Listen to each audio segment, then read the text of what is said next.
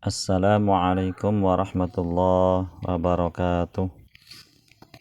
Berikut saya bacakan kitab Perukunan Melayu, sebuah kitab yang sangat populer di daerah Sumatera, di daerah Kalimantan, sebagian Sulawesi, dan sebagian Jawa. Kitab ini berisikan tentang akidah, fikih, serta akhlak, dan menjadi kitab permulaan ya, atau diperuntukkan bagi para pemula dalam mempelajari ilmu-ilmu agama Islam setelah selesai belajar membaca Al-Quran. Baik, mari kita hadirkan Fatihah khususnya kepada mu'allif hadzal kitab. Semoga kita mendapatkan keberkahannya, amin ya rabbal alamin. Ila hadratin Nabil Mustafa Sayyidina Muhammadin sallallahu alaihi wasallam wa alihi wa azwajihi wa dzurriyyati wa ali baitih, thumma ila arwahi jami'al muslimina wal muslimat wal mu'minina wal mu'minat, khususan ila ruh musannif hadzal kitab syai'un lillahi lahumul fatihah. A'udzu billahi minasyaitonir rajim. Bismillahirrahmanirrahim. Alhamdulillahi rabbil alamin. Arrahmanir rahim. Maliki yaumiddin. Iyyaka na'budu wa iyyaka nasta'in. Ihdinas siratal mustaqim. Siratal ladzina an'amta 'alaihim ghairil maghdubi 'alaihim waladdallin. Rabbighfirli wa liwalidayya wa lil mu'minina amin. Qala al-musannif rahimahullahu ta'ala wa nafa'ana bihi wa bi'ulumihi wa bi asrarihi fid dharain amin. Kitab Perukunan Melayu Besar, himpunan segala doa-doa dan zikir, amalan-amalan yang sangat berfaedah bagi kaum muslimin dan muslimat untuk bertawajuh kepada Allah Azza wa Jalla, amin. Disusun dan diterbitkan oleh Yayasan Sosial dan Penelitian Islam Jayakarta, tidak disebutkan tahunnya. Bismillahirrahmanirrahim. Alhamdulillahi wahdah, wassalatu wassalamu ala man la nabiyya ba'dah. Adapun fardu syahadat itu dua perkara. Pertama, ikrarkan dengan lidah. Kedua, tasdiqkan dengan hati. Tasdiqkan artinya benarkan. Adapun kesempurnaan syahadat itu empat perkara. Pertama, diketahui. Kedua, diikrarkan. Ketiga, ditasdiqkan. Keempat, diyakinkan. Adapun rukun syahadat itu empat perkara. Pertama, mengisbatkan zat Allah Ta'ala. Mengisbatkan artinya menetapkan. Kedua, mengisbatkan sifat Allah Ta'ala. Ketiga, mengisbatkan af'al Allah Ta'ala. Af'al ini artinya perbuatan-perbuatan, artinya segala perbuatan. Keempat, mengisbatkan kebenaran Rasulullah Sallallahu Alaihi Wasallam. Sholat, semoga memberi rahmat ta'zim siapa Allah alaihi kepadanya, wasallama, dan semoga memberikan keselamatan kepadanya. Adapun syarat syahadat itu empat perkara. Pertama, diketahui. Kedua, diikrarkan. Ketiga, ditasdiqkan. Keempat, diamalkan. Adapun yang membinasakan syahadat itu empat perkara. Pertama, menduakan Allah Ta'ala. Kedua, syak hatinya. Syak ini artinya ragu. Ketiga, menyangkal dirinya dijadikan Allah Ta'ala. Keempat, tiada diisbatkan zat Allah Ta'ala. Adapun yang dinamakan syahadat yaitu asyhadu an la ilaha illallah wa asyhadu anna Muhammadar Rasulullah. Adapun rukun iman itu dua bahagian. Pertama, iman mujmal. Kedua, iman mufassal. Artinya berhimpun. Berhimpun ini merupakan arti dari mujmal, ada dalam bahasa modernnya adalah global, dan bercerai-cerai atau terperinci. Adapun rukun iman mujmal itu dua perkara. Pertama, amantu billah wa bima qala Allah Ta'ala. Artinya percaya aku dengan Allah Ta'ala dan dengan barang yang difirmankan Allah Ta'ala. Kedua, amantu bir rasul wa bima qala rasul. Artinya percaya aku akan Rasul dan barang yang dikata oleh Rasulullah sallallahu alaihi wasallam. Adapun rukun iman mufassal itu 6 perkara. Pertama, amantu billah, artinya percaya aku akan Allah Ta'ala. Kedua, wa malaikatihi, artinya percaya aku akan segala malaikatnya. Ketiga, wa kutubihi, artinya percaya aku akan segala kitabnya. Keempat, wa rusulihi, artinya percaya aku akan segala pesuruhnya. Kelima, wal yaumil akhiri, artinya percaya aku akan hari kemudian, yakni hari kiamat. Keenam, wal qadari khairihi wa syarrihi minallahi ta'ala, artinya percaya aku akan untung baik dan jahat datang dari Allah Ta'ala. Adapun fardu dan kesempurnaan iman itu 3 perkara.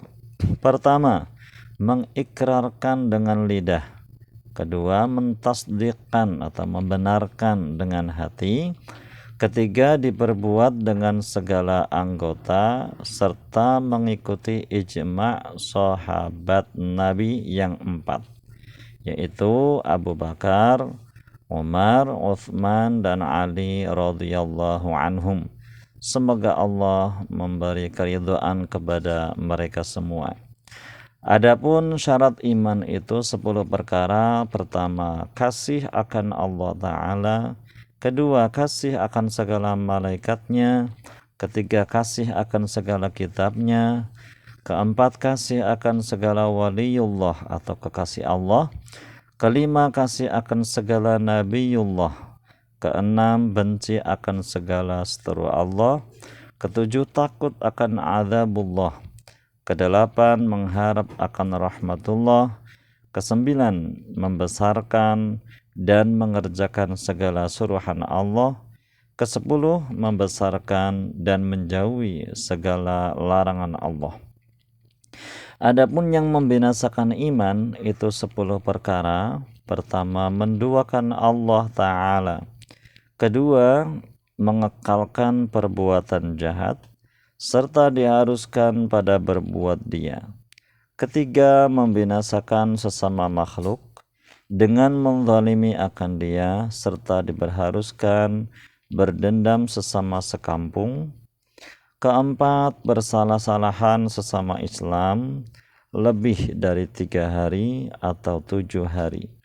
Kelima, meringankan syariat Nabi atau menyepelekan, tidak mengindahkan syariat Nabi. Keenam, tiada takut akan gugur imannya. Ketujuh, menyerupai perbuatan kafir. Kedelapan, memutuskan rahmatullah Ta'ala. Kesembilan, memakai pakaian kafir seperti tali leher dan capiu. Kesepuluh, memutuskan dirinya daripada menghadap kiblat. Pada pernyataan yang ke-9, yakni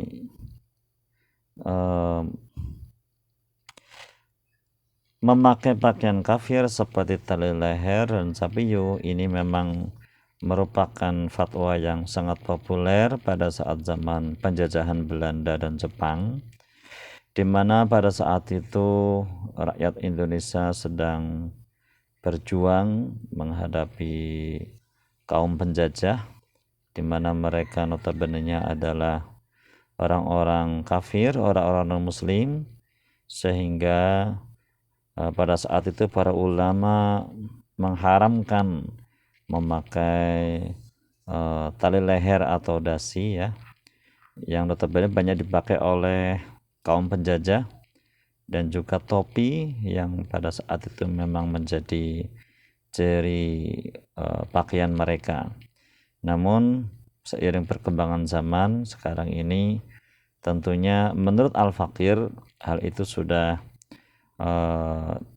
tidak relevan lagi, karena sekarang juga kaum muslimin sudah banyak yang memakai dasi dan banyak yang memakai topi, dan hal itu bukan merupakan identitas keagamaan tertentu. Wallahu a'lam bishawab. Adapun rukun Islam itu 5 perkara. Pertama, mengucap 2 kalimat syahadat. Kedua, sembahyang 5 waktu di dalam sehari semalam. Ketiga, puasa pada bulan Ramadan di dalam setahun sebulan. Keempat, mengeluarkan zakat jikalau sampai harinya daripada nisabnya. Kelima, naik haji ke Baitullah jikalau kuasa berjalan kepadanya, yaitu fardu seumur hidup sekali. Adapun syarat Islam itu 4 perkara. Pertama, sabar atas hukum Allah Ta'ala. Kedua, ridho akan qadha Allah. Ketiga, ikhlas hatinya menyerahkan diri kepada Allah Ta'ala. Keempat, mengikuti akan firman Allah Ta'ala dan sabda Rasulullah, serta menjauhi daripada segala larangannya. Adapun yang membinasakan Islam itu 4 perkara. Pertama, berbuat ibadah dengan kejahilan atau dengan kebodohan atau dengan tanpa ilmu. Kedua, mengetahui tetapi tiada beribadah. Artinya orang itu sudah berilmu tetapi dia tidak mau mengamalkan ilmunya. Ketiga, tiada mau belajar kepada orang alim. Keempat, mencela orang yang berbuat baik kepada Allah Ta'ala serta diharuskan pekerjaannya. Adapun tanda Islam itu 4 perkara. Pertama, menuruti segala perintah Allah. Kedua, suci lidahnya daripada dusta. Ketiga, suci badannya daripada maksiat. Keempat, suci perutnya daripada makan yang haram. Adapun rukun istinja itu 4 perkara. Pertama, orang yang beristinja itu Islam. Kedua, beristinja itu dengan air atau batu. Ketiga, yang diistinja itu tai atau kemih atau air kencing. Jadi kita beristinja itu boleh dengan air, boleh juga dengan batu, atau perpaduan digabung antara air dan batu.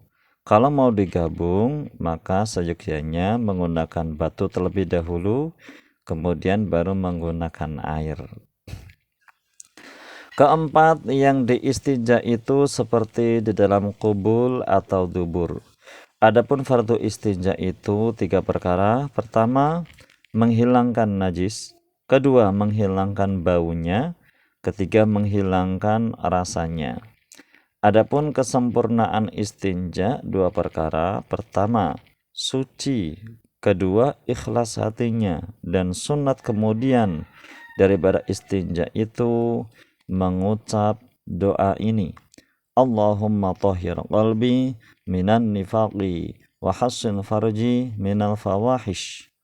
Artinya, Allahumma ya Allah, tahhir, sucikanlah qalbi, hatiku, minan nifaqi, dari sifat nifaq, wa hassin, dan peliharalah farji, kemaluanku, minal fawahish, dari perbuatan yang keji. Adapun fardu mandi junub itu 3 perkara. Pertama, niat. Kedua, menyampaikan air kepada sekalian anggota tubuh. Ketiga, menghilangkan najis pada zahir badannya.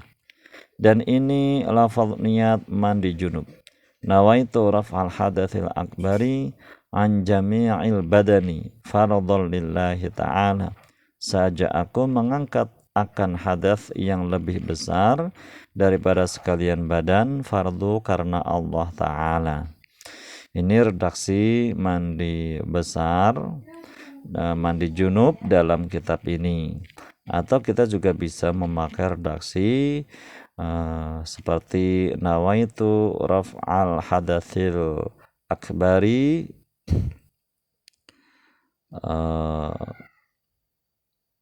fardhon lillahi ta'ala. Aku niat mandi besar,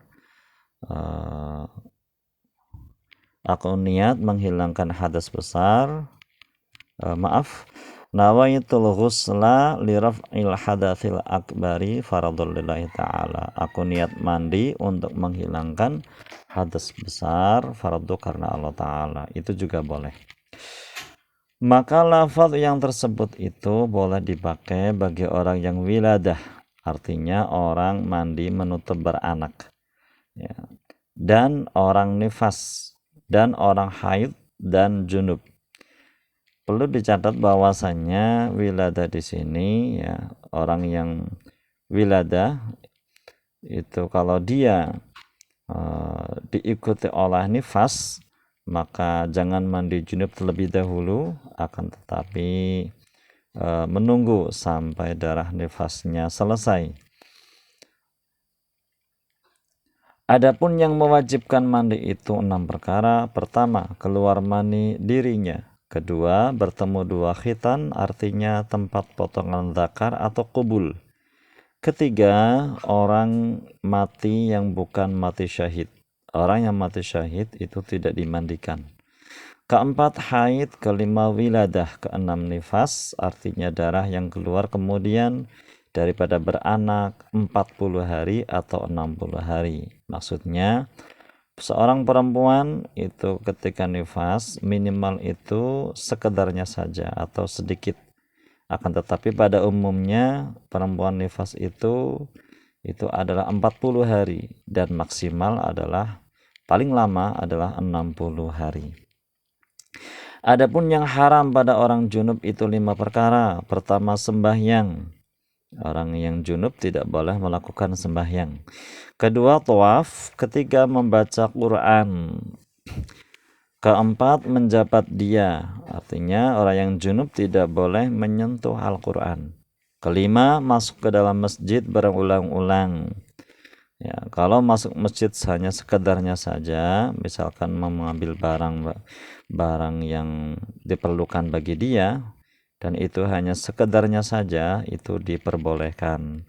Yang tidak diperbolehkan itu apabila dia masuk ke dalam masjid dan dia duduk agak lama, itu diharamkan. Adapun syarat mandi junub itu 10 perkara. Pertama, Islam. Kedua, akal. Ketiga, mengetahui fardu dan sunatnya. Keempat, memfardukan yang fardu dan menyunatkan yang sunnah. Kelima, mandi dengan air yang suci lagi menyucikan. Keenam, jangan ada yang menyegah akan air kepada kulit badannya. Ketujuh, jangan putus niatnya. Kedelapan, sertakan air sekalian tubuhnya dan tempat tumbuh bulunya dan hujung khitan. Kesembilan, memelihara akan air, jangan pindah-pindah daripada tempat fardunya. Kesepuluh, suci daripada haid dan nifas. Adapun syarat dahulu daripada mengambil air sembahyang itu 6 perkara. Pertama, Islam. Kedua, mumayyiz, artinya bisa makan dan minum sendirinya dan beristinja dengan sendirinya. Ada juga yang berpendapat bahwasannya ciri mumayyiz adalah dia bisa membedakan mana yang baik dan mana yang buruk. Ketiga, memakai air yang suci menyucikan. Keempat, ketiadaan barang yang menyegahkan air pada tempat yang dibasuh itu. Artinya tidak ada sesuatu yang bisa menghalangi nempelnya air ke kulitnya, misalkan cat, tip ek, dan sebagainya. Kelima, suci daripada haid dan nifas. Keenam, mengetahui segala fardunya dan sunatnya. Adapun rukun wudhu itu 6 perkara. Pertama, niat. kedua membasuh muka, ketiga membasuh kedua tangannya hingga dua sikunya, keempat menyapu sebagian kepala, kelima membasuh kedua kaki hingga dua mata kakinya, keenam tertib, artinya mendahulukan yang dahulu dan mengemudiankan yang kemudian. Adapun yang membatalkan air sembahyang itu 5 perkara. Pertama, keluar salah suatu daripada dua jalan melainkan mani dirinya. Kedua, memegang zakar atau farji dengan tapak tangannya atau dengan perut anak jarinya. Ketiga, bersentuh kulit laki-laki dengan kulit perempuan yang ajnabi. Keduanya, dengan tiada berlapi. Bersentuhan dengan lawan jenis yang ajnabi, artinya yang bukan mahram, yang sudah dewasa, itu membatalkan air sembahyang atau membatalkan wudhu. Keempat, hilang akal sebab mabuk atau gila. Kelima, tidur yang tiada tetap kedudukannya. Maksudnya dia tidur misalkan sambil duduk lalu pantatnya terangkat, maka hal itu adalah membatalkan wudhu. Ini lafaz niat mengambil air sembahyang. Demikianlah air sembahyang ini maksudnya adalah wudhu. Nawaitu raf'al hadathi listibahati surati fardul lillahi ta'ala. Saja aku mengangkat hadas bagi mengharuskan sembahyang fardu karena Allah Ta'ala. Dalam kitab ini redaksi niat wudhu seperti ini, atau kita bisa juga menggunakan redaksi yang lain, misalkan nawaitul wudhu'a li raf'il hadatsil asghari fardhul lillahi ta'ala. Ini doa dibaca sesudah mengambil air sembahyang. Asyhadu an la ilaha illallah wahdahu la syarikalah wa asyhadu anna Muhammadan abduhu wa rasuluh. Allahumma ja'alni minat tawabin wa ja'alni minal mutatahhirin. Subhanakallahumma bihamdika asyhadu an la ilaha illa anta astaghfiruka wa atubu ilaik. Wa sallallahu ala sayyidina Muhammad wa alihi wa sahbihi wa sallam.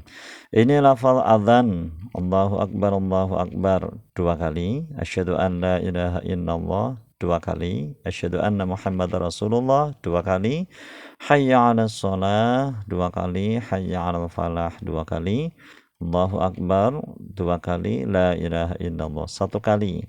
Ini doa dibaca kemudian daripada adzan, doa sesudah adzan.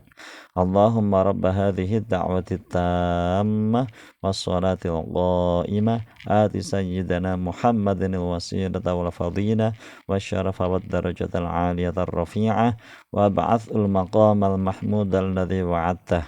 Bisa juga kita membaca pakai redaksi yang lain, wa ba'athul maqamal mahmudanil ladzi wa'adtah, tanpa menggunakan al-ta'rif. Ini al-ta'rif ya. Innaka la tukhliful mi'ad. Ini lafaz iqamah. Allahu akbar 2 kali, asyhadu an la ilaha illallah 1 kali, asyhadu anna Muhammadar Rasulullah 1 kali, hayya 'alas shalah 1 kali, hayya 'alal falah 1 kali, qad qamatis shalah 2 kali, Allahu akbar 2 kali, la ilaha illallah. Wallahu a'lam bishawab.